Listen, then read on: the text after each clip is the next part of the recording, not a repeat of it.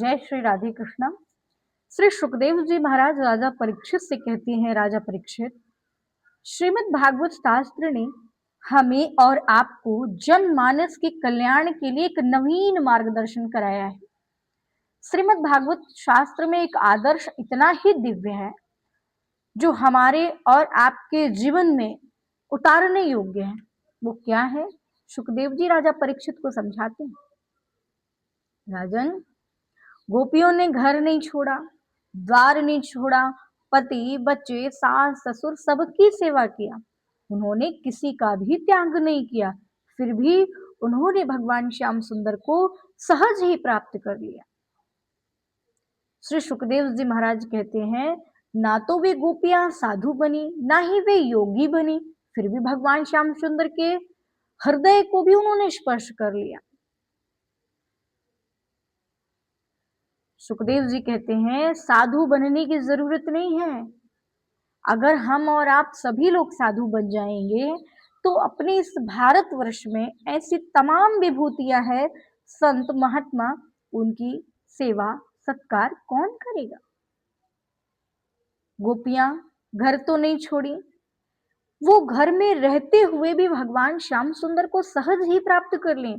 गोपियां कहती हैं कि मुझे लगता है मेरा कन्हैया मेरे साथ साथ चलता है, मैं जहां जाती हूँ, मैं खाती हूँ पीती हूँ, मेरा कन्हैया मेरे साथ है।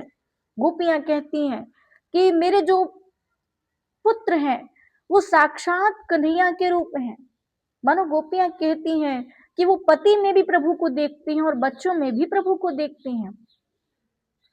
उद्धव जी महाराज यही विदुर जी से कहते हैं कि हे विदुर जी महाराज, मैं उन गोपियों को बारंबार प्रणाम करता हूं जिन्होंने घर का परित्याग नहीं किया, लेकिन वो फिर भी भगवान श्याम सुंदर को प्राप्त कर गई।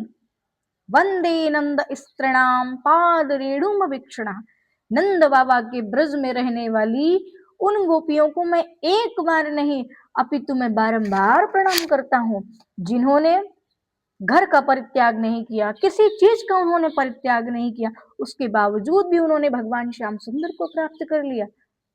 ताशाम हरिकथोद गीतम पुनाति पुनाति भुवत्रयम, जिनकी महिमा वेदों शास्त्रों पुराणों में अथवा मैंने भगवान श्याम सुंदर के मुखार विंद से सुनी है। मानो गोपियां हमें और आप सभी को समझाना चाहती हूं। क्या?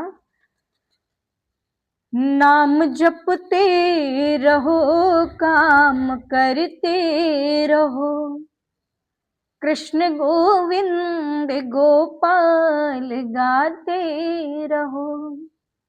हमें और आपको संसार के वो सारे कर्तव्यों का निर्वहन करना है, लेकिन उसके साथ साथ अपने प्रभु का भी स्मरण करना है। शास्त्र कहते हैं यदि प्रभु के लिए 1 घंटा नहीं निकाल सकते तो कोई बात नहीं, क्या करो? नाम जपते रहो और संसार के जितने कार्य हैं वो करते रहो। सरकार अपने आप कृपा कर देंगे। जैसे प्रभु ने उन गोपियों पर दया और कृपा किया, ऐसे करुणा के सागर भगवान श्याम सुंदर हमारे और आपके ऊपर सहज ही कृपा कर देंगे। जय श्री राधे कृष्ण।